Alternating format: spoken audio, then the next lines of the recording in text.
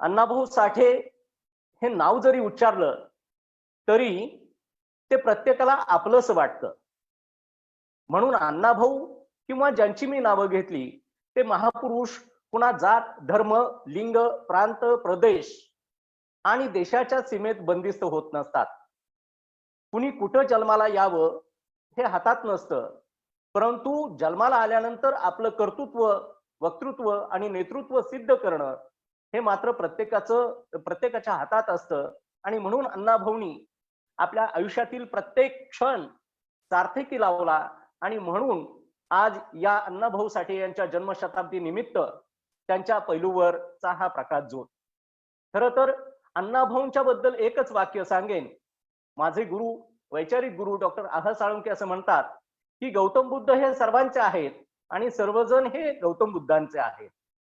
त्याचप्रमाणे मी असं म्हणेन की अण्णाभाऊ सुद्धा सर्वांचे आहेत आणि सर्वजण अण्णाभाऊंचे आहेत. या म्हणण्याचा मतितार्थ असा की 12 बलुतेदार, 18 पगड जाती जमाती, भटकेमुक्त, आदिवासी या सर्व कष्टकरी, श्रमिक, राबणाऱ्या माणसांचं प्रतिनिधित्व हे स्वतः अण्णाभाऊंनी केलं, आपल्या लेखणी आणि वाणीच्या माध्यमातून केलं. आणि या सगळ्यांच्या व्यथा वेदनांना जागतिक अशा स्टेजवर त्या समस्यांना, त्यांच्या प्रश्नांना, त्यांच्या मागण्यांना वाचा फोडण्याचं काम अण्णाभाऊंनी केलेलं आहे. आणि म्हणून अण्णाभाऊ हे आंतरराष्ट्रीय दर्जाचं एक व्यक्तिमत्व म्हणून आपल्याला दिसून येतं. अण्णाभाऊंना भारताचे मॅक्झिम गॉर्की म्हणून ओळखलं जातं. मॅक्झिम गॉर्की हे रशियाचे महान मानवतावादी लेखक आहेत. त्यांचा प्रचंड मोठा प्रभाव आणि परिणाम अण्णाभाऊंच्या एकूणच व्यक्तिमत्वाच्या जडणघडणीवर झालेला आहे. आणि ज्या पद्धतीनं मॅक्झिम गॉर्कीनी लिहिलं, मानवतावादी विचारांचं लिहिलं, सर्वसामान्य माणसांबद्दल लिहिलं, त्याच पद्धतीनं अण्णाभाऊ साठेंनी भारतामध्ये हे मॅक्झिम गॉर्कीचा वसानी वारसा चालवण्याचं काम हे अण्णाभाऊंनी त्यांच्या काळात केलेलं आहे. आणि म्हणून अण्णाभाऊ हे आंतरराष्ट्रीय दर्जाचे मानवतावादी, समतावादी अशा पद्धतीचे लेखक, विद्रोही, बंडखोर, लढवय्या लेखक ही त्यांची खरी ओळख आहे. माणसाला आयुष्य म्हणजे अण्णाभाऊंच्या बद्दल मी सांगेन की अण्णाभाऊ 1 ऑगस्ट 1920 ला जन्मले आणि 18 जुलै 1969 ला आपल्यातून निघून गेले. म्हणजे अण्णाभाऊंना एकूण आयुष्य 49 वर्षांचं लाभलं. या 49 वर्षांच्या आयुष्यामध्ये अण्णाभाऊंच्या कार्यकर्तृत्वावर जर आपण नजर टाकली तर लक्षात येतं की 1942 ते 1949 हा 8 वर्षांचा सुरुवातीचा काळ हा त्यांच्या प्रगल्भ प्रतिभेचा महाराष्ट्राला परिचय करून देणारा होता. आणि 1942 पासून ते 1969 पर्यंत म्हणजे जवळजवळ 27 वर्षांचा कालखंड हा अण्णाभाऊंना कार्यकर्तृत्व गाजवण्यासाठीचा मिळाला. त्या काळामध्ये म्हणजे सुरुवातीचा 42 ते 49 हा जो कालखंड आहे 7-8 वर्षांचा, त्या कालखंडामध्ये अण्णाभाऊंनी प्रथमतः शाहिरी वाङ्मय लिहिलं, गीत रचना लिहिली, क्रांतिकारक कवनं त्यांनी लिहिली, लोकनाट्य, वगनाट्य या अर्थानं त्यांनी लेखन केलं. आणि त्याच्यामध्ये सुद्धा लोकनाट्यामध्ये सुद्धा म्हणजे आगिंदासाची परंपरा मी चालवतोय हे कबूल करून अण्णाभाऊंनी त्याच्यामध्ये आमूलाग्र बदल केले, त्याच्या रचनातंत्रामध्ये बदल केले आणि स्वतःचं एक अस्तित्व आणि अस्मिता जागृत करून या महाराष्ट्रावर, छत्रपती शिवाजी महाराजांच्या वर, राष्ट्रसंत तुकारामांच्या वर आणि फुले शाहू आंबेडकरांच्या वर अण्णाभाऊंनी आपली लेखणी झिजवलेली आहे. अण्णाभाऊंच्या समग्र शाहिरीचं किंवा त्यांच्या पोवाड्याचं वर्गीकरण करायचं झालं तर अण्णाभाऊंनी प्रादेशिक पोवाडे लिहिले, त्याच पद्धतीनं त्यांनी राष्ट्रीय पोवाडे लिहिले.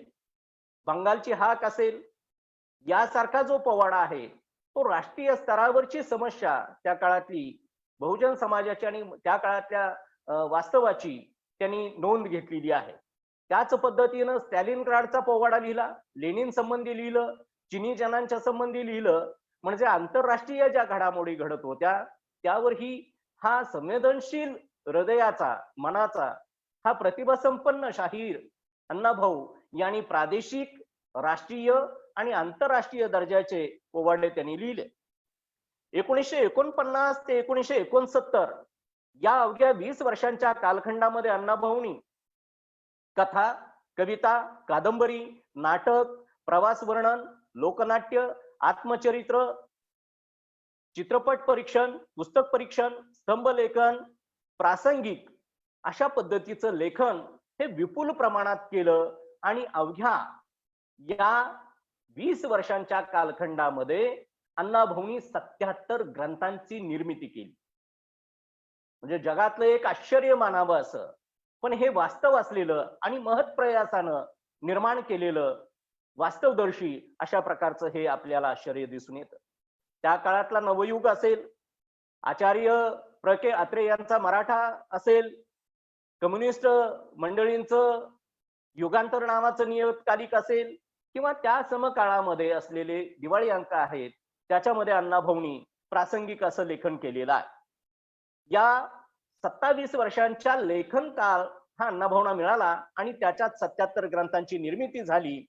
खरं तर अण्णाभाऊ वरांड्यात त्या काळातली वर्णव्यवस्था, जात व्यवस्था, खरं मी या निमित्तानं सांगेन की भारत हा कृषी प्रधान आहे असं आपल्याला पाठ्यपुस्तकातून, शाळा महाविद्यालयातून शिकवलं गेलं, सांगितलं गेलं. ते खरंही आहे की भारत हा कृषी प्रधान आहे. पण भारत केवळ कृषी प्रधान नाही, तो ऋषी प्रधान आहे, तो खेडी प्रधान आहे. आणि भारत हा जसा कृषी प्रधान, खेडी प्रधान, ऋषी प्रधान आहे, तसा जाती प्रधान सुद्धा हा देश आहे. म्हणून जगभर वंशवाद आहे, पण भारतात वर्णवाद आहे, जातीवाद आहे. आणि त्या जाती व्यवस्थेमुळेच अण्णाभाऊ असतील, बाबासाहेब असतील यांना शाळेत वर्गात बसता आलेलं नव्हतं. आणि अण्णाभाऊ पहिला दिवस पूर्ण बसले, दुसऱ्या दिवशी शिक्षकांनी लांबून छडी मारली आणि अण्णाभाऊंची शाळा कायमची सुटली. म्हणजे 1.5 दिवसाचं औपचारिक शिक्षण हे फक्त अण्णाभाऊंचं झालेलं होतं. परंतु कर्तृत्वाची झेप अशी, आणि सगळेजण सांगतात की अण्णाभाऊंचं फक्त शिक्षण 1.5 दिवस, अगदी बरोबर आहे. पण मग अण्णाभाऊ लिहायला कसं शिकले? तर ज्या वेळेला ते अनवाणी पायानं वाटेगाव ते कराड, सातारा, पुणे, कल्याण या मार्गे ठाणे, मुंबईला गेले, त्या ठिकाणी त्यांनी मिळेल ते काम केलं, मोलमजुरीचं काम केलं, कपडे डोक्यावर घेऊन फिरण्याचं, विकण्याचं काम केलं. त्या काळातले कृष्ण धवल, ब्लॅक व्हाईट आणि मूक चित्रपट होते, त्या मूक चित्रपटांची पोस्टर चिटकवण्याचं काम अण्णाभाऊंनी त्या काळात मुंबईभर केलं आणि पायी फिरून ही सगळी मुंबई पाहिलेली आहे. अशा वेळेला त्यांचे एक नातेवाईक तिथं भेटतात आणि त्यांच्याकडून अबकड गम भन गिरवण्याचं काम अण्णाभाऊंनी केलं आणि अतिशय आधुनिक एकलव्य म्हणावं अशा पद्धतीनं अतिशय कष्टानं 1932 पासून ते 1942 पर्यंत अण्णाभाऊंनी प्रचंड कष्ट घेऊन, प्रचंड अभ्यास करून, राष्ट्रसंत तुकारामांनी सांगितलं, असाध्य ते साध्य करण्या सायास कारण अभ्यास तुका म्हणे. अशा महत् प्रयासानं, महत् कष्टानं अक्षरांची ओळख अण्णाभाऊंनी करून घेतली आणि 32 ते 42 या कालखंडात ह्या आधुनिक एकलव्यानं आपली ज्ञान सत्ता जी आहे, ज्ञान संपत्ती जी आहे, तिच्यावर अधिराज्य गाजवलं आणि अक्षरांची ओळख निर्माण करून प्रचंड वाचन केलं. म्हणजे त्या काळातलं संत साहित्य ज्ञानेश्वर ते तुकाराम यांनी जसं वाचलं, त्याच पद्धतीनं महात्मा फुल्यांचं समग्र साहित्य ते अण्णाभाऊंनी वाचून काढलेलं होतं. डॉक्टर बाबासाहेब आंबेडकरांचं साहित्य जे मिळालं, उपलब्ध झालं, ते त्यांनी वाचून काढलं. अशा पद्धतीनं मराठी साहित्याला जो 1,500 वर्षांचा इतिहास आहे, जे जे बहुजनांच्या बाजूचे त्यांच्याबद्दल अण्णाभाऊंनी वाचन केलं आणि एक समृद्ध, परिपक्व असं व्यक्तित्व हे अण्णाभाऊंचं तयार झालं. आणि 42ला अण्णाभाऊंनी मुंबईमधल्या दादरमध्ये मोरबाग ज्याला म्हणतो आपण, त्या मोरबागच्या कापड गिरणीमध्ये गिरणी कामगार म्हणून कामाला लागले. गिरणी कामगार म्हणून काम करत असताना तो ताग किती जातो, त्या तागाची नोंद करण्यासाठी पेन्सिल आणि कागद दिलेला असायचा. त्या पेन्सिलवर अण्णाभाऊंनी कानात अडकवलेली पेन्सिल सुचेल ते, म्हणजे त्यांना जे आवडेल ते, सुचेल ते, त्यांना जे ज्ञान मिळालेलं आहे ते त्यांनी पहिल्यांदा कागदावर उतरवलं. म्हणून अण्णाभाऊंचं असं वर्णन करेन मी की अण्णाभाऊ हे लेखक कसे तयार झाले, त्यांची जडणघडण कशी झाली. तर ते लिहायचं म्हणून लिहिणारे नव्हते, तर मला हे लिहिलंच पाहिजे, किंबहुना मला हे लिहिल्याशिवाय राहवत नाही. बुडती हे जन न देखवे डोळा, म्हणूनही कळवळा येत असे. अशा उमाळ्यानं, आंतरिक उमाळ्यानं, पोटतिडकीनं हे अण्णाभाऊ जनसामान्यांच्या बद्दल लिहायला लागले आणि साच्याकडून साहित्याकडे वळले. या अण्णाभाऊंच्या जडणघडणीचा काळ जर समजून घेतला तर अण्णाभाऊंच्या कर्तृत्वाची एक एक एक एक आपल्याला इमारत कशी उंच झालेली आहे. म्हणजे विंदा करंदीकर हे ज्ञानपीठ पारितोषिक विजेतं एक व्यक्तिमत्व उत्तुंग मराठी साहित्यातलं.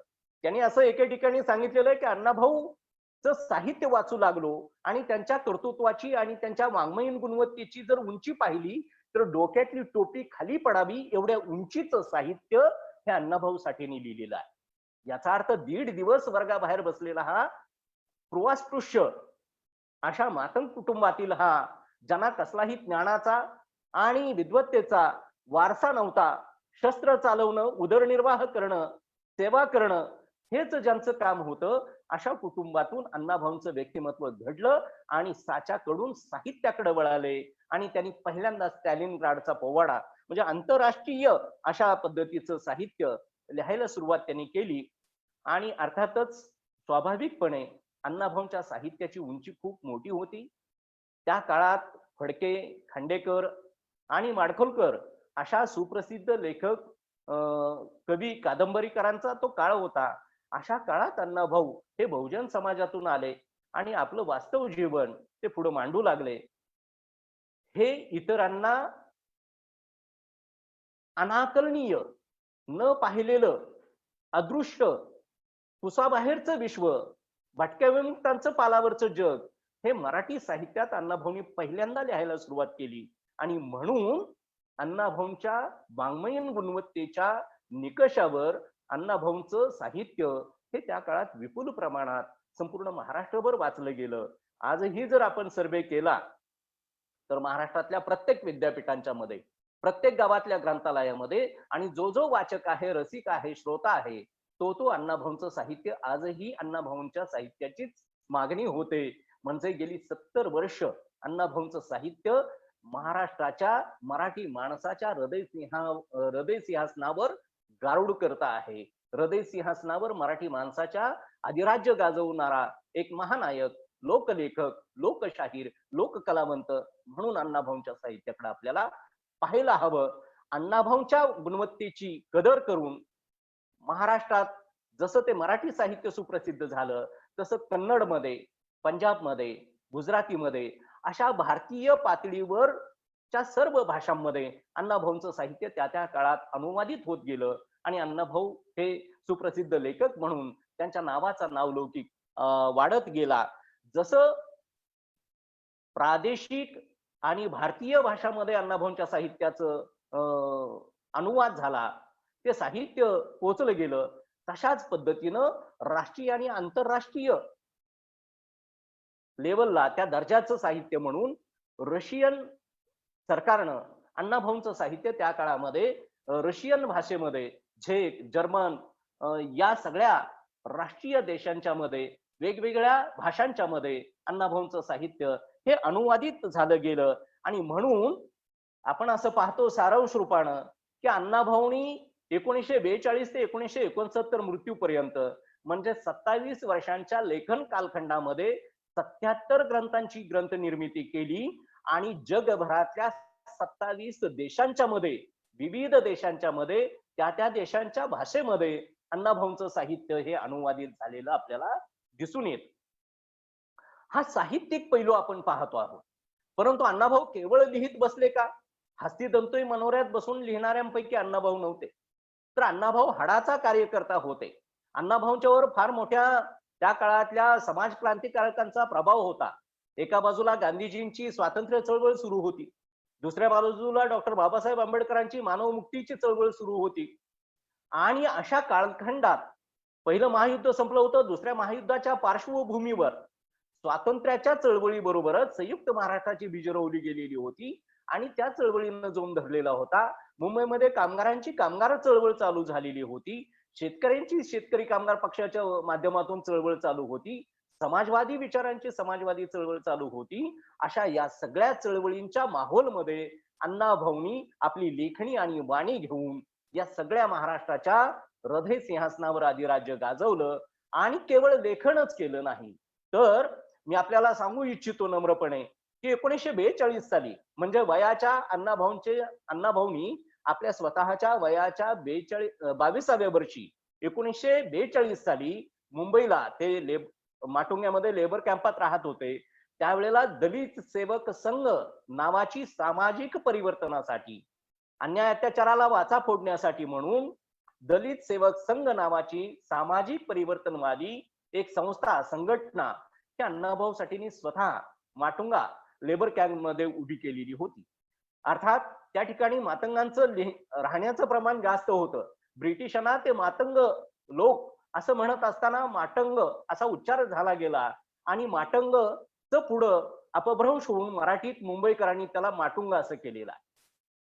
म्हणजे गोरेगाव ज्याला म्हणतो आपण, ते हिल, गोरेगाव हिल, उंचावर ते पर्वत हिल, तसं त्याच्या पायथ्याशी असलेलं गाव म्हणून गिर गाव आणि त्याचं पुढं झालं अपभ्रंश गोरेगाव. अशा पद्धतीनं अण्णाभाऊंनी ती मुंबईचं निरीक्षण केलं आणि माटुंगा लेबर कॅम्पामध्ये दलित सेवक संघ नावाची संघटना ही अण्णाभाऊंनी 1942 साली स्थापन केली. याचा अर्थ साहित्याबरोबर सामाजिक कार्य हे अण्णाभाऊ मोठ्या प्राणपणानं आणि पोटतिडकीनं त्या काळात करीत होते. 1950 साली मी काही आपल्याला आठवणी सांगतो. मला सांगण्याचा काय अधिकार आहे, हा कोण सांगतोय, याला काय अधिकार, असं ज्यांना कुणाला प्रश्न पडेल त्यांच्या माहितीसाठी म्हणून सांगतो की अण्णाभाऊंचे धाकटे बंधू शंकरभाऊ साठे यांनी एकूण 16 कादंबऱ्या लिहिलेल्या आहेत. आणि अण्णाभाऊंचं पहिलं चरित्र, अण्णाभाऊ गेल्यानंतर माझा भाऊ अण्णाभाऊ या नावाचं त्यांनी चरित्र लिहिलेलं आहे. अण्णाभाऊ कादंबरीकार म्हणून सगळ्याला माहिती आहे, जगप्रसिद्ध आहे. परंतु अण्णाभाऊंनीच रशियावरून आल्यानंतर त्यांना तिथल्या एका चाहत्यानं दिलेला पेन त्यांनी धाकट्या भावाला शंकर भाऊंना दिला आणि तोच पेन घेऊन अण्णाभाऊ 18 जुलै 69 ला गेल्यानंतर त्या आठवणी अण्णाभाऊंच्या शंकर भाऊंनी लिहून काढल्या. माझा भाऊ अण्णाभाऊ, अशा पद्धतीनं अण्णाभाऊंचा वसानी वारसा हा शंकर भाऊंनी चालवला. अण्णाभाऊंचे धाकटे भाऊ शंकर भाऊ साठे यांच्या सहवासात मी 1980 ते 1996 सालापर्यंत होतो. म्हणजे प्रदीर्घ असा 15-16 वर्षांचा सहवास मला शंकर भाऊ साठे यांचा लाभलेला आहे. आणि त्यामुळे त्यांनी जे अण्णाभाऊ मला सांगितले, अण्णाभाऊंचे दुसरे बालमित्र भूपाल जंगले गुरुजी, हे वाटेगावातलं एक मोठं आदर्श असं व्यक्तिमत्व. अण्णाभाऊंचे बालमित्र ते समूहानं जैन कुटुंबात जन्माला येऊन सुद्धा पुरोगामी विचार आणि स्वातंत्र्याची चळवळ यामध्ये भूपाल जंगले गुरुजींचं मोठं योगदान आहे. आणि अण्णाभाऊंचे ते बालमित्र आता हयात असलेले बाबा पाटील, त्यांना भाऊ पाटील असं म्हणतात, ते वाटेगावचे माजी सरपंच, या अण्णाभाऊंच्या बालमित्रांच्या जवळजवळ 21 बालमित्रांच्या मुलाखती माझ्याकडे आहेत. त्यांच्याकडून अण्णाभाऊ मी समजून घेतलेले आहेत. अण्णाभाऊंचे धाकटे भाऊ शंकरभाऊ साठे यांच्याकडून मी अण्णाभाऊ समजून घेतलेले आहेत. आणि वाटेगाव आताची जी जोगणीची जत्रा आहे, फकीरा जो आहे, सावळा आहे, घमांडी आहे, मुरा आहे, बळी आहे, या सगळ्यांचे वारसदार आता वाटेगावात आहेत.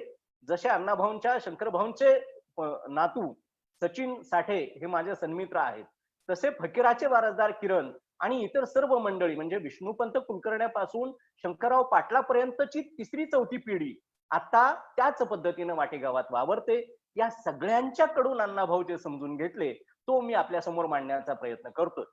आणि म्हणून मी आपल्याला सांगू इच्छितो की 1950 साली डॉक्टर बाबासाहेब आंबेडकर हे रंगूनच्या धम्म परिषदेला निघालेले होते. मला वाटतं हे महाराष्ट्रात मी पहिल्यांदाच बोलतोय. 1950 मध्ये डॉक्टर बाबासाहेब आंबेडकर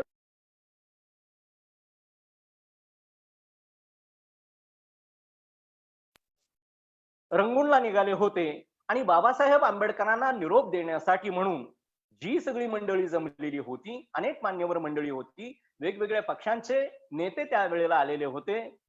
दादर मधल्या राजगृहाला बाबासाहेबांना निरोप द्यायला सगळेजण आलेले होते, शुभेच्छा द्यायला.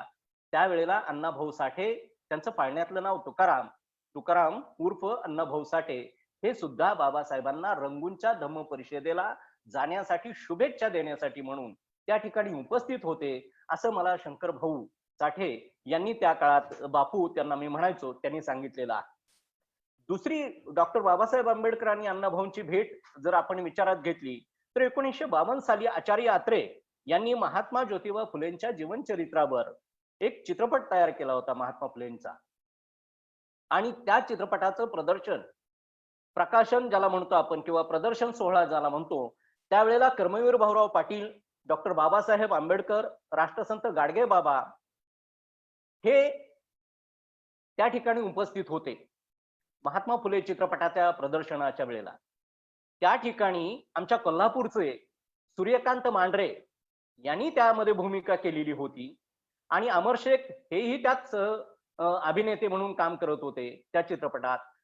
अमर शेखांच्या आग्रहाखातर अमर शेख आणि अण्णाभाऊ एका नाण्याच्या दोन बाजू, इतकं जिवलग मैत्री आणि संबंध हे अमर शेख आणि त्यांचे होते, अण्णाभाऊंचे. गव्हाणकर अण्णाभाऊ 1952 साली आचार्य अत्रेंच्या या चित्रपटाच्या प्रदर्शनाच्या वेळेला गेले, त्यावेळेला गाडगे बाबा, कर्मवीर भाऊराव पाटील, डॉक्टर बाबासाहेब आंबेडकर, अमर शेख, गव्हाणकर आणि सूर्यकांत मांढरे यांच्या बरोबरीनं अण्णाभाऊ आणि बाबासाहेब यांचा स्नेह, ऋणानुबंध हा आपल्याला जुळल्याचं दिसून येतं.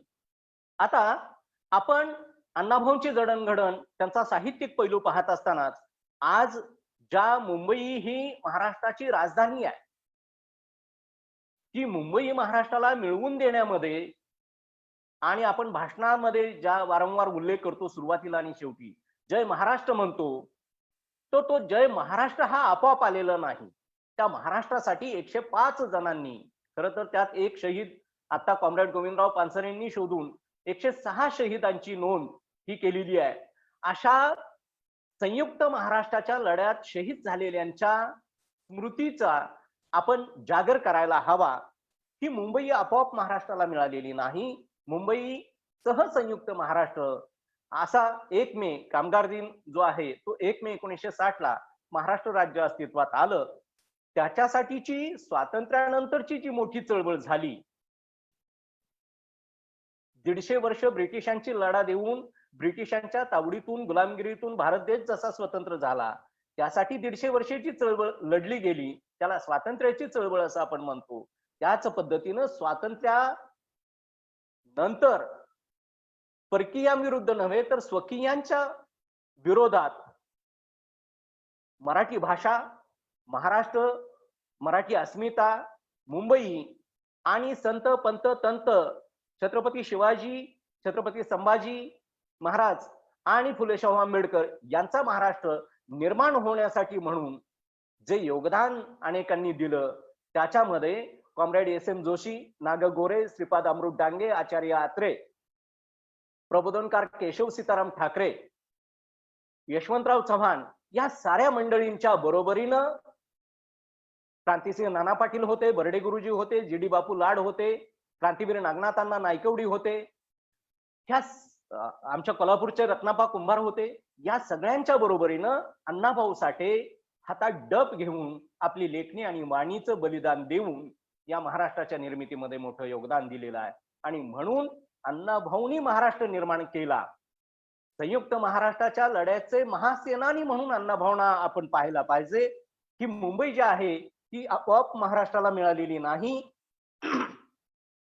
मुंबई मिळवण्यासाठी अण्णाभाऊंनी महत् प्रयत्न केलेले आहेत, प्रचंड कष्ट घेतलेले आहेत. मुंबई कोणाची असा प्रश्न निर्माण झाल्यावर मुंबई आमची नावाचं लोकनाट्य अण्णाभाऊंनी लिहिलं आणि त्याच पद्धतीची लावणी लिहिली मुंबईवरची. पण ती सादर करण्यासाठी म्हणून त्या काळातल्या सरकारची परवानगी नव्हती. मुंबई पोलीस कमिशनर कडून त्या काळात अण्णाभाऊंच्या मुंबई आमची या लोकनाट्याला 15 जानेवारी 1949 ला लायसन्स नंबर 472 टी 1949 अशी रीतसर लेखी पोलीस महानिरीक्षकांची परवानगी घेऊन अण्णाभाऊंनी हे माझी मुंबई हे वगनाट्य आझाद मैदानावर सादर केलेलं आहे. याचा अर्थ अण्णाभाऊ मुंबईकडे कसं पाहत होते आणि इतर जण मुंबईकडे कसं पाहत होते, म्हणजे पट्टे बापूरावनी पण मुंबईवर लिहिलेलं आहे. पण पट्टे बापूराव पाहतात ती मौज मजा करणारी, त्या पिला हौसा जवळी, हवा पिवळी आणि मग तिथं नारंगी अप्सरा वगैरे सगळ्या येतात. अशा प्रकारची रचना शृंगारिक रचना ही पट्टे बापूरावांनी केली. पण अण्णाभाऊ मात्र या लावणीमध्ये सुद्धा वर्गवाद शोधतात, जातीभेद शोधतात, सामान्य माणूस आणि श्रीमंत माणूस, राबणारा कामगार आणि भांडवलदार यांचं चित्रण अण्णाभाऊ करतात. आणि ज्यांनी मुंबई पाहिलेली आहे, आपण सर्वजण पाहतो जाणतो, अण्णाभाऊ असं वर्णन करतात, मुंबईत उंचावरी मलबार हिल इंद्रपुरी, कुबेराची वस्ती तेथे सुख भोगती, परळात राहणारे रात्रंदिवस राबणारे, मिळेल ते खाऊन घाम गाळती, खोरास रोड 3 बत्ती गोलपिठा नाकेवरती, शरीर विकून किती एक पोट भरती, पाहिली मुंबई. अशा पद्धतीनं ही मुंबईचं वास्तव मांडण्याचं काम हे अण्णाभाऊनी केलेलं आहे. आणि मग ही भांडवलदार मंडळी म्हणत होते की गुजरातला ही मुंबई द्यायला हवी. त्यावेळेला अण्णाभाऊ ती महाराष्ट्राला मिळण्यासाठी सांगत होते आपल्या विविध लोकनाट्यातून की गरुडाला पख, वाघाला नख, तसे मुंबई मराठी मुलकाला. म्हणजे गरुडाला पंख आहेत म्हणून गरुड गरुड आहे, वाघाला नख आहेत, त्याचा जबडा आहे, आयाळ आहे सिंहासारखी, दात आहेत सुळे.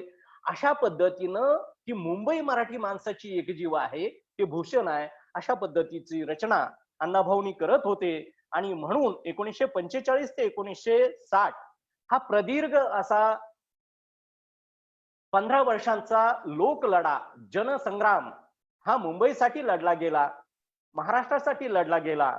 आणि स्वातंत्र्यानंतरचं स्वकीय विरोधातलं मोठं सामाजिक आंदोलन, चळवळ, बंड जे लढलं गेलं त्याला संयुक्त महाराष्ट्राची चळवळ असं आपण म्हणतो. मी आपल्याला नम्रपणे आणखीन एक सांगू इच्छितो की अण्णाभाऊकडे जात आणि धर्म या भिंगातून पाहू नका कृपया. अण्णाभाऊंचं जन्मशताब्दी वर्ष आहे. अण्णाभाऊच नव्हे तर संपूर्ण सगळे जे महापुरुष आहेत ते जात धर्माच्या पलीकडे आहेत, अखिल मानव जातीसाठी काम करणार आहेत. अण्णाभाऊंनी महाराष्ट्र निर्मितीमध्ये जसं योगदान दिलं, मुंबई महाराष्ट्राला मिळवून दिली, तसं हा गोवा जो आहे तो 15 ऑगस्ट 1947 ला भारताला स्वातंत्र्य मिळालं खरं, पण पोर्तुगीजांनी, ब्रिटिशांनी गोवा स्वतःच्या ताब्यात ठेवलेला होता. गोवा हे भारताचं खरं सौंदर्य, भूषण, निसर्गाचं वरदान लाभलेलं ठिकाण, पण तो गोवा आम्हाला हवा असा आग्रह त्या मंडळींचा होता. आणि म्हणून अण्णाभाऊ साठे, एस.एम. जोशी, नाग गोरे, श्रीपाद अमृत डांगे, आचार्य आत्रे, कॉम्रेड गोविंदराव पानसरे यांच्यापासून क्रांतिसिंह नाना पाटील, बर्डे गुरुजी, जी.डी. बापू लाड, ही सारी मंडळी, आमच्या कोल्हापूरचे भाई माधवराव बागल, ह्या सारी मंडळी लढत होती. आणि मग जसे संयुक्त महाराष्ट्रासाठी ते लढत होते, मुंबईसाठी लढत होते, तसा गोवा पोर्तुगीजांच्या ताब्यातून मुक्त करावा आणि तो भारताला मिळवून द्यावा, याच्यासाठीच जे आंदोलन झालं त्याला गोवा मुक्ती संग्राम असं म्हणतात. गोवा मुक्त करण्यासाठीचा जो संग्राम झाला तो गोवा मुक्ती संग्राम. त्या गोवा मुक्ती संग्रामामध्ये सुद्धा अण्णाभाऊंनी उडी टाकली, आपली लेखणी आणि वाणी त्यासाठी वापरली. गोव्याकडे चला या नावाचा एक अजरामर असा गोवा मुक्ती आंदोलनावरचा अण्णाभाऊंचा पोवाडा अतिशय ऐतिहासिक, युगप्रवर्तक, महत्वपूर्ण अशा पद्धतीचा आहे. मी आपल्याला असं सांगतोय की मुंबई जी महाराष्ट्राची आज राजधानी आहे ती अण्णाभाऊंच्या मुळे या महाराष्ट्राला मिळाली. हा महाराष्ट्र जो आहे तो अण्णाभाऊंच्या रक्त, अश्रू आणि घामातून तयार झालेला हा महाराष्ट्र राज्य तयार झालेला आहे. त्याच पद्धतीनं गोवा जो आहे आज भारताला भूषण वाटतो, तो गोवा सुद्धा आज भारतात आणण्याचं काम ज्या अनेकांनी केलं त्याच्यामध्ये अण्णाभाऊ साठेंचं योगदान अतुलनीय आहे. गोव्याच्या भूमीत म्हणजे या आमच्या बाबा बोरकर नावाचे जे कवी आहेत त्यांनी गोव्याचं वर्णन केलं. माझ्या गोव्याच्या भूमीत गड्या नारळ मधाचे, कड्या कपारीतून घट फुटती दुधाचे. असं सौंदर्य असलेलं हा गोवा 19 डिसेंबर 1962 ला हा आपल्याला मिळाला. म्हणजे स्वातंत्र्यानंतर हे आंदोलन चालूच होतं. आणि आता अलीकडच्या काळामध्ये म्हणजे 31 जानेवारी 1984 ला गोव्याला भारताच्या घटक राज्याचा दर्जा देण्यात आला. याचा अर्थ असा, माझ्या बोलण्याचा सारांश मी आपल्याला सांगेन की संयुक्त महाराष्ट्राप्रमाणेच गोवा मुक्तीमध्ये संग्रामामध्ये अण्णाभाऊंचं योगदान अतिशय मोलाचं आहे. भारताला स्वातंत्र्य मिळालेलं होतं, पण मराठवाडा जो भाग आहे आपला हा महाराष्ट्राचं हृदय असलेला भाग आहे. आणि हा मागासलेला प्रदेश, दुष्काळग्रस्त प्रदेश, तिथं निजामाचं राज्य चालू होतं आणि निजामाने अत्याचार चालूच होते, ते जग जाहीर आहेत. निजामी लागून गेली का अशा पद्धतीनं आपण वाक्प्रचार बोलतो. त्या निजामाच्या तावडीतून जाचातून मराठवाड्याला मुक्त करावा म्हणून मराठवाडा मुक्ती संग्राम म्हणून जो लादला त्या काळात गाजला चालला, त्याला हैदराबाद मुक्ती संग्राम असं म्हणतात. हैदराबादच्या निजामाच्या तावडीतून हा सगळा मराठी भाषिक प्रदेश जो आहे तो मुक्त करावा, याच्यासाठी हैदराबाद मुक्ती संग्राम गोवा मुक्ती संग्रामाप्रमाणे लढला गेला. निजाम स्वतंत्र राष्ट्र म्हणून तो मराठवाडा आणि हैदराबाद ठेवू इच्छित होता. रजाकार हा अत्याचार करत होता. त्या रजाकाराच्या जाचातून मुक्त करून 17 सप्टेंबर 1948 साली हैदराबाद मुक्ती दिन हा साजरा केला जातो. हैदराबाद स्वतंत्र झाला आणि गोविंदभाई श्रॉफ आणि स्वामी रामानंद तीर्थ यांच्या प्रयत्नाबरोबरच ही सारी मंडळी संयुक्त महाराष्ट्राची डावी समाजवादी ही त्या काळात राबत होती, काम करत होती, घाम गाळत होती, जीवाचं रान करत होती. स्वतःच्या संसारावर तुळशीपत्र ठेवून शिरतळ हातावर घेऊन या सगळ्या समस्यांसाठी, प्रश्नांसाठी, आंदोलनासाठी लढत होती आणि म्हणून त्यातूनच हा हैदराबाद मुक्ती संग्राम लढला गेला. त्याच्यावर अण्णाभाऊंनी अनेक कवनं लिहिलेली आहेत. एवढ्या कमी वेळेत आपल्याला ती सगळी दृष्टांत, उदाहरणं, गीतं, कवनं सांगणं शक्य नाही. परंतु आपण एवढंच समजूया, मुंबई महाराष्ट्राला अण्णाभाऊंनी मिळवून दिली. संयुक्त महाराष्ट्र म्हणजे महाराष्ट्र निर्माण करण्यात अण्णाभाऊंचं योगदान आहे. गोवा राज्य निर्माण करण्यामध्ये आणि भारताला मिळवून देण्यामध्ये अण्णाभाऊंचं योगदान महत्वाचं आहे. त्याच पद्धतीनं हैदराबाद मुक्ती संग्रामामध्ये सुद्धा अनेक क्रांती बीज त्यांनी त्यात त्यांच्या वाणी आणि लेखणीच्या माध्यमातून पेरलेली आहेत. हे अण्णाभाऊंचं व्यक्तित्व आणि कर्तृत्व आपण समजून घेणं गरजेचं आहे. अण्णाभाऊंना 49 वर्षाचं आयुष्य लाभलं. 18 जुलै 1969 आज त्यांचा स्मृती दिन. अण्णाभाऊ 18 जुलैला गेले आणि दुसऱ्या दिवशी 19 तारखेला संपूर्ण महाराष्ट्र दुःखात बुडून गेला. ते सगळ्या महाराष्ट्राला माहिती त्या काळात कळाली. मुंबई आकाशवाणीनं ती बातमी दिली. मराठा आचार्य यात्रेंच्या मराठा दैनिकानं ते महाराष्ट्राला सगळ्या ती दुःखद बातमी कळवली आणि महाराष्ट्र सगळा दुःखसागरात हा बुडाला. अशा वेळेला मुंबईतले एक पत्रकार हे चिरागनगरच्या झोपडीत गेले आणि जयवंताबाई हे अण्णाभाऊंच्या ज्या पत्नी आहेत त्यांना विचारलं की तुम्हाला खूप दुःख झालं असेल, तुम्हाला वाईट वाटलं असेल किंवा तुम्ही खूप दुःखी कष्टी आहात, पण महाराष्ट्राच्या गळ्यातला ताईत असलेले अण्णाभाऊ साठे अनंतात विलीन झाले, तुम्ही काय प्रतिक्रिया द्याल? त्यावेळेला बांधवांनो, सर्व श्रोत्यांना नम्र विनंती, अण्णाभाऊंच्या संपूर्ण जीवनाचं सार एका वाक्यात जयवंताबाईंनी सांगितलं. त्या म्हणाल्या,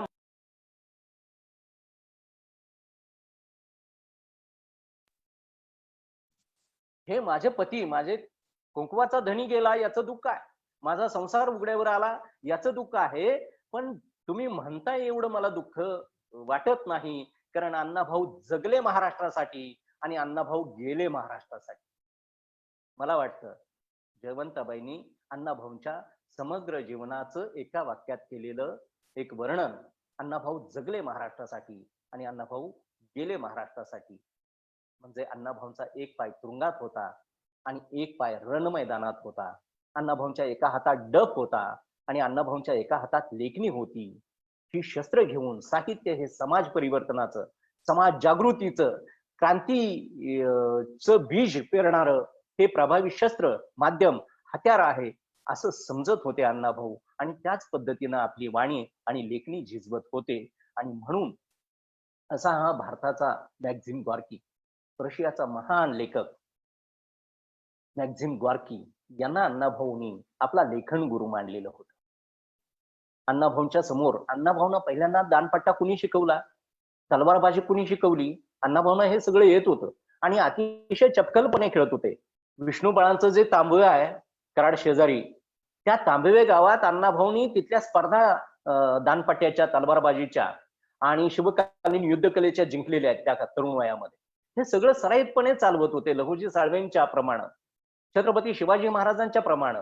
कारण छत्रपती शिवाजी महाराजांच्या स्वराज्य निर्मितीमध्ये जे महाराष्ट्रातल्या मातंगांनी योगदान दिलं त्याचं फलित म्हणून छत्रपती शिवाजी महाराजांनी अण्णाभाऊ फकीराच्या वाटेगावच्या मातंगांच्या पूर्वजांना छत्रपती शिवाजी महाराजांनी तलवार दिल्याचा उल्लेख हा फकीरा कादंबरीत अण्णाभाऊंनी लिहून ठेवलेला आहे. आणि ती फकीरा तलवार फकीरा पूजत होता. याचा अर्थ असा की ह्या अण्णाभाऊंचं व्यक्तिमत्व शस्त्रास्त्र विद्येमध्ये अण्णाभाऊ निपुण होते आणि त्यांचा पहिला गुरु होता तो फकीरा. फकीरा हा ब्रिटिशांच्या विरोधात लढत होता, तो बाबरखानाच्या विरोधात लढत होता, तसाच इथल्या जात दांडग्या धर्म दांडग्या जात्यांध धर्मांध प्रवृत्तीच्या विरोधात लढत होता. हजेरी पद्धतीला नकार देत होता.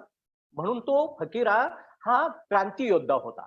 छत्रपती शिवाजी महाराजांनी जशी सुरतेची लूट केली, जालन्याचं काही जे भाग आहे शिवाजी महाराजांच्या जीवनचरित्रात, तशाच पद्धतीनं भेडसगावचा खजिना आणि माळेवाडीचा धान्य लुटण्याचं काम अण्णाभाऊंच्या फकीरानं केलेलं आहे. आणि फकीरा हजारो वर्षांपासूनची गुलामगिरी नाकारणारा हा नायक अण्णाभाऊंनी महाराष्ट्राला दिलेला.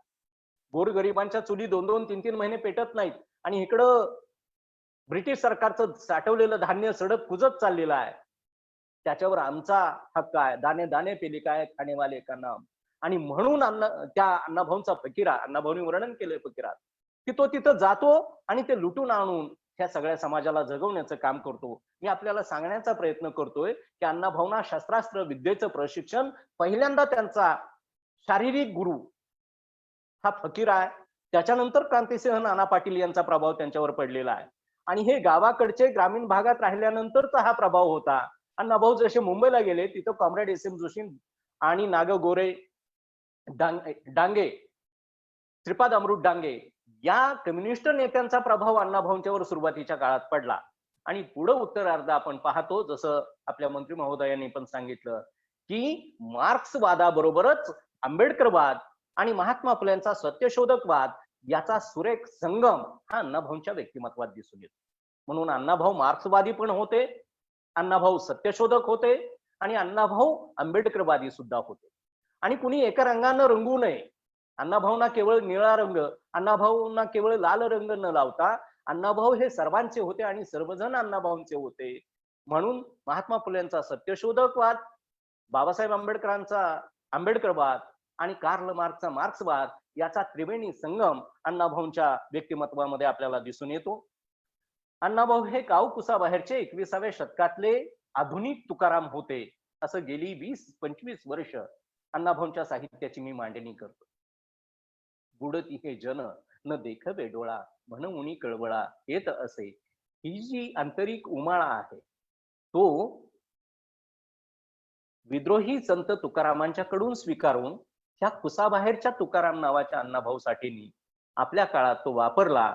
आणि त्या देहूच्या तुकारामांनी जशी गाथा लिहिली, तुकाराम महाराजांची गाथा आपण म्हणतो, तशी 21व्या शतकात गाव कुसाबाहेरच्या 12 बलुतेदार, 18 पगड जाती जमाती, भटकेमुक्त, आदिवासी, एससी, एसटी, एनटी, व्हीजेएनटी आणि ओबीसींच्या रक्त, अश्रू आणि घाम यांची बहुजन गाथा लिहिणारा आधुनिक तुकाराम म्हणजे अण्णाभाऊ साठे आहे.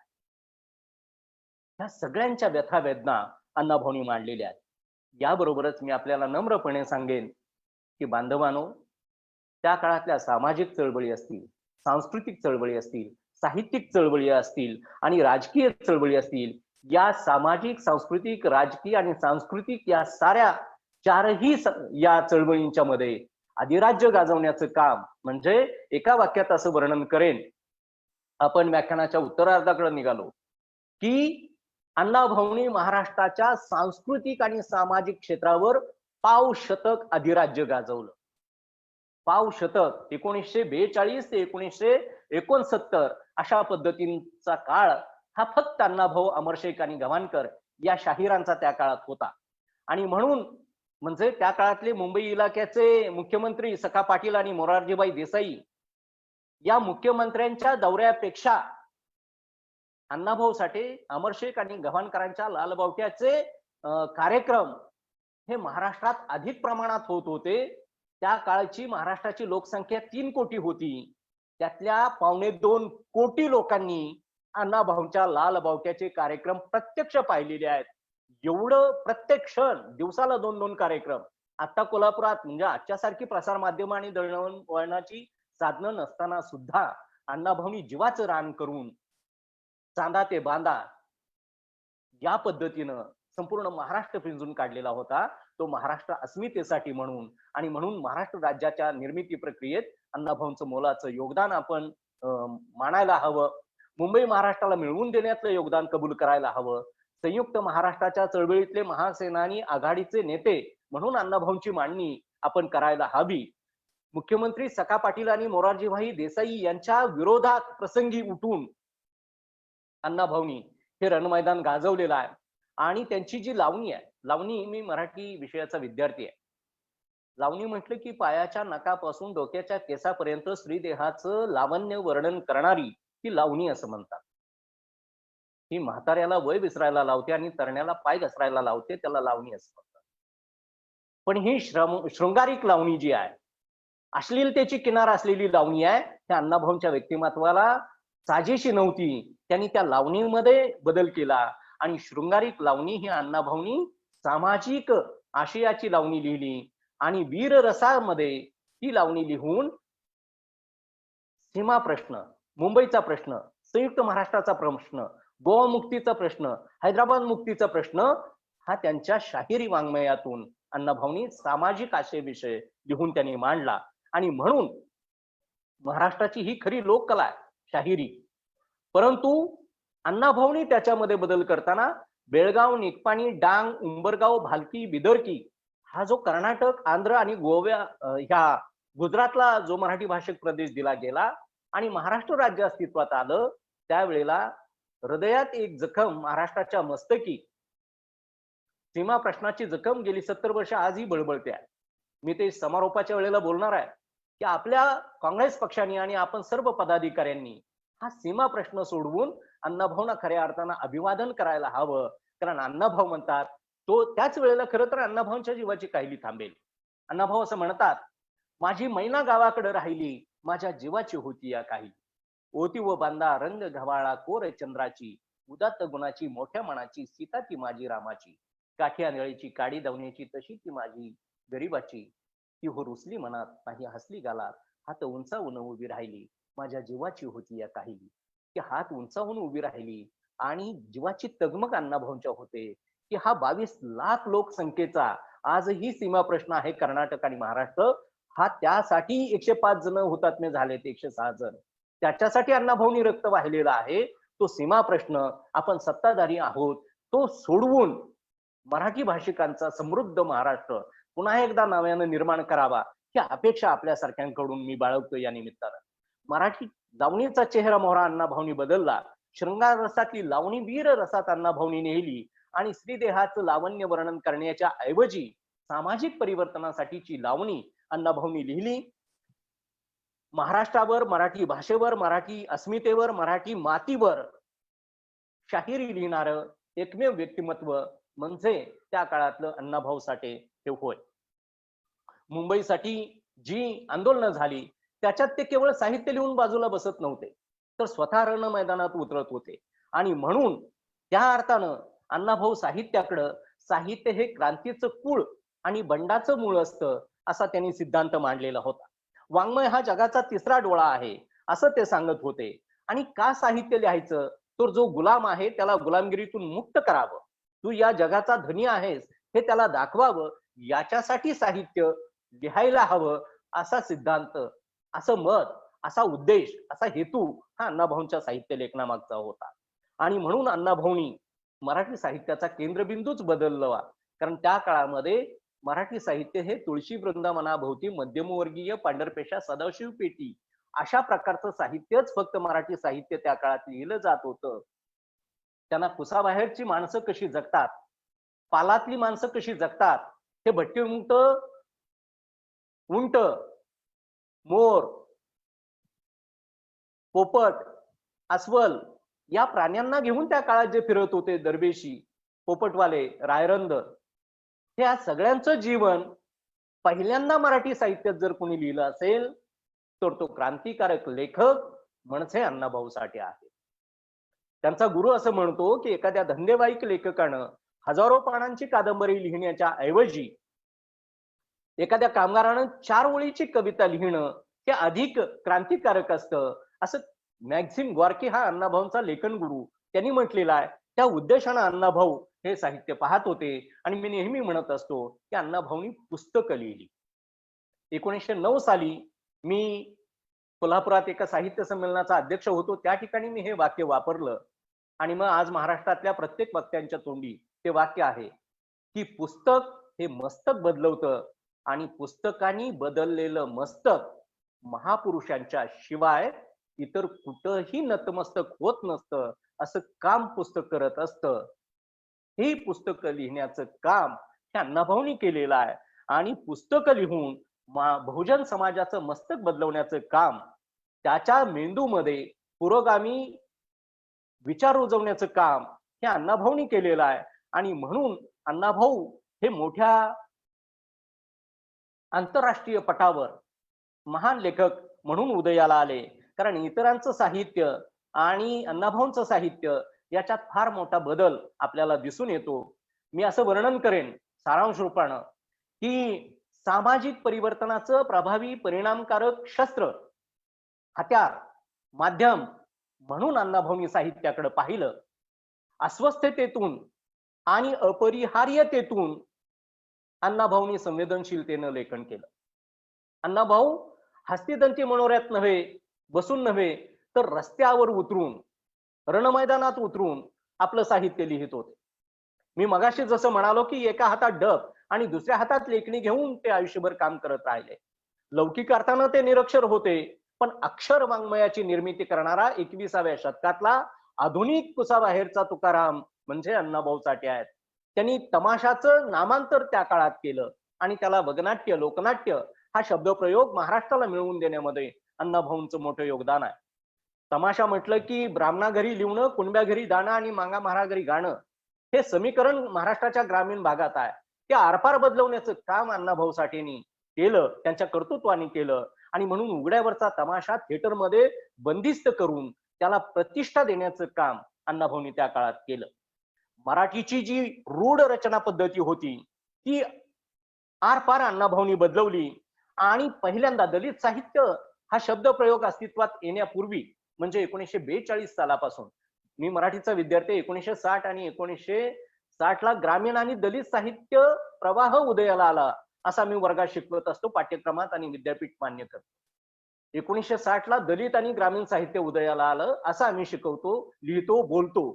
परंतु दलित साहित्य हा शब्दप्रयोग रूढ होण्यापूर्वी 1942 सालापासूनच अण्णाभाऊ या बहुजनांच्या बद्दल, वंचितांच्या बद्दल, कष्ट करणाऱ्यांच्या बद्दल, शेतकरी, कामगार, शेतमजूर यांच्या बद्दलचं साहित्य लिहित होते. आणि म्हणून 1958ला जे साहित्य संमेलन झालं, पहिलं दलित साहित्य संमेलन मुंबईमध्ये, त्यात त्यांनी सांगितलं की ही पृथ्वी शेषनागाच्या मस्तकावर तरलेली नसून ती दलितांच्या तळ हातावर तरलेली आहे. ह्या दलितांचा शब्दप्रयोग आज असंविधानिक तो शब्द मानला गेलेला आहे, संविधान बाह्य मानला गेलेला आहे, परंतु त्या काळची अपरिहार्यता म्हणून हा शब्द मी आज वापरतो आहे. आणि त्याचं समर्थन करणारं साहित्य, भाषण हे 1958 साली अण्णाभाऊंनी मुंबईमध्ये केलेलं होतं. दलित, भटके, विमुक्त, आदिवासी, शेतकरी, शेतमजूर, कामगार यांच्या रक्त, अश्रू आणि घामाची महती गाणारं साहित्य त्या अण्णाभाऊ साठेंनी त्या काळात लिहिलं. भारतीय संस्कृती खूप उदात्त आहे, उच्च आहे आणि जगात त्याला तो तोड नाही असा अभिमान, वृथा अभिमान बाळगणाऱ्यांना अण्णाभाऊंनी एका ठिकाणी त्यांच्या भोमक्या नावाच्या कथेत उत्तर दिलेलं आहे. आणि तो भोमक्या म्हणजे काय, तर विश्वकोश असेल, शब्दकोश असेल, समाजशास्त्र कोश असेल, या कुठल्याही कोशात भोमक्या शब्दाचा अर्थ कुणालाही आजअखेर सापडलेला नाही. अण्णाभाऊंनीच एका ठिकाणी सांगितलं की माझा भोमक्या म्हणजे भारतीय संस्कृतीचा टेंभा मिरवणाऱ्यांच्या डोक्यात भारतीय अस्पृश्यतेनं घातलेला धोंडा म्हणजे भोमक्या.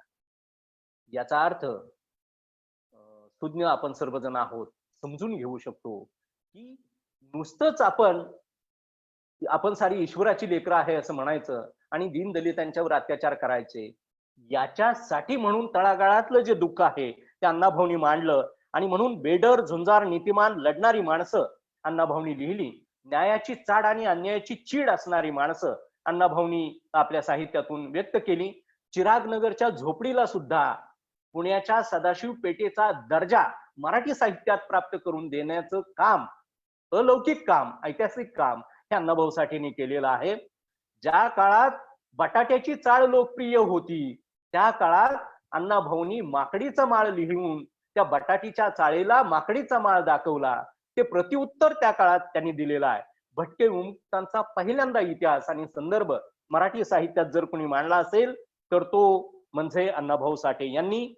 तुळशी वृंदावनातलं माझघरातलं मध्यमवर्गीय सदाशिव पेटी साहित्य बदलून मराठी साहित्याचा केंद्रबिंदू गावकुसा बाहेर नेऊन तो भटक्या विमुक्तांच्या पालावर नेऊन माळावर नेऊन त्या ठिकाणी अण्णाभाऊंनी साहित्य निर्माण केलं. आणि म्हणून साहित्य हे समाज मनोरंजनाचं नव्हे तर समाज परिवर्तनाचं प्रभावी माध्यम आहे अशा पद्धतीचा सिद्धांत अण्णाभाऊ मांडत आले. मी पहिल्यांदा वाक्य जे उच्चारलं की अण्णाभाऊ आंतरराष्ट्रीय दर्जाचे लेखक आहेत. काय त्याचं कारण? कारण जगभरातले असे कोण लेखक आहेत तर Gramsci Williams, Karl Marx, Engels, Saul Bellow जे नोबेल विजेते आहेत, Lenin, Mao, Tolstoy, Maxim Gorky, Jack London, Richard Wright, Stalin यांसारखे जे लेखक पाश्चात्य देशामध्ये होऊन गेले आंतरराष्ट्रीय दर्जाचे, त्याच पद्धतीनं या भारतामध्ये फुले शाहू आंबेडकर, संत तुकाराम, छत्रपती शिवाजी महाराज, छत्रपती संभाजी महाराज हे सगळे समाज सुधारक आणि क्रांतिकारक जन्माला आले. चारबाग बुद्ध, कबीर ते अगदी अण्णाभाऊंच्या पर्यंत हा समृद्ध एक वारसा भारताला लाभलेला आहे. त्या सगळ्यांच्या तोलामोलाचं वैचारिक लेखन आणि समाज परिवर्तनाचं कार्य हे अण्णाभाऊंनी केलं. आणि म्हणून शेवटाच्या काही अवधीमध्ये मी अण्णाभाऊंच्या साहित्याचा निष्कर्ष असा सांगेल की महाराष्ट्राबद्दल असं म्हणतात, गमतीनं म्हणतात की हा कीर्तनानं सुधारला नाही आणि तमाशानं बिघडला नाही, त्याचं नाव महाराष्ट्र. कीर्तनाची मोठी परंपरा 1000 वर्षापासून आहे. कीर्तनांच्या बद्दल आदरच आहे. पण ज्या वेळेला दीन दलितांच्यावर गावागावात अन्याय अत्याचार होतो त्यावेळेला हे वारकरी, धारकरी, माळकरी या सगळ्यांनी एकत्र येऊन आपण सर्व परमेश्वराची लेकरं आहोत असं म्हणायला हवं. आणि म्हणून अण्णाभाऊंच्या लालबावट्याचा कार्यक्रम एकदा नागपूरला होता आणि तिथं त्या काळातले राष्ट्रसंत तुकडोजी महाराज, ग्रामगीता लिहिणारे, राजा सजी महाली सौख्य कधी मिळाली या झोपडीत माझ्या, भूमीवरी पडावे ताऱ्यांकडे पहावे या झोपडीत माझ्या, असं लिहिणारे आणि बोलणारे राष्ट्रसंत तुकडोजी महाराज ज्यांनी ग्रामगीता लिहिली ते एकदा अण्णाभाऊंच्या स्टेजवर आले. लोकांना वाटलं आता अण्णाभाऊ आणि लालबावटा कलापथक बंद पडेल, त्याचं लोकनाट्य वगनाट्याचा कार्यक्रम बंद पडेल. पण तुकडोजी महाराजांनी त्या ठिकाणी सांगितलं की आतापर्यंत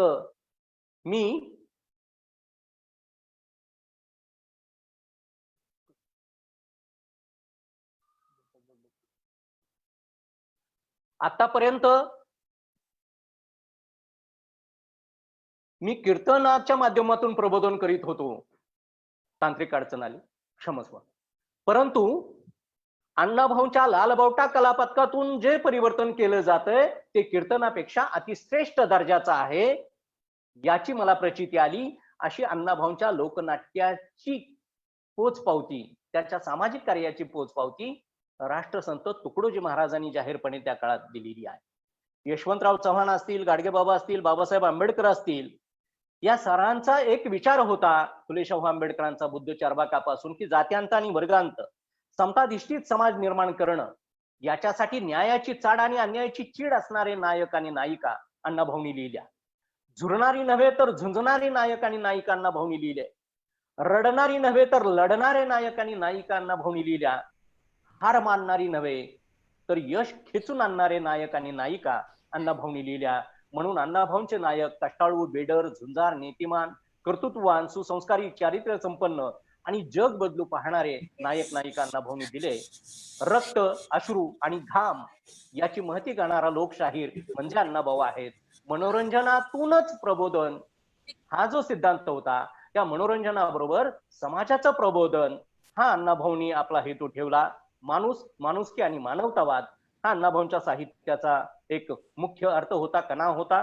स्वत्व, स्वाभिमान आणि स्वातंत्र्य, स्त्रीचं शील, पुरुषाचा स्वाभिमान आणि देशाचं स्वातंत्र्य हा अण्णाभाऊंच्या समग्र साहित्याचा अर्थ होता.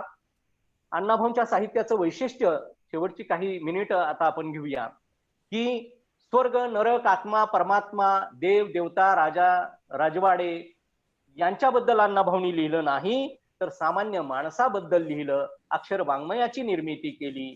आणि अण्णाभाऊंचं समग्र साहित्य हा मानव मुक्तीचा जाहीरनामा आहे. त्यांच्या समग्र साहित्याचा अर्थ आणि सारांश सांगायचा तर अण्णाभाऊंचं समग्र साहित्य हा मानव मुक्तीचा जाहीरनामा आहे. जाती तोडा आणि समाज जोडा या पद्धतीनं अण्णाभाऊ साठेंनी काम केलं. अण्णाभाऊंनी छत्रपती शिवाजी महाराजांच्या बद्दल प्रचंड लेखन केलेलं आहे. त्याच पद्धतीनं डॉक्टर बाबासाहेब आंबेडकरांचा विचार तळागाळात रुजवण्यासाठी तो एक स्वतंत्र व्याख्यानाचा विषय आहे.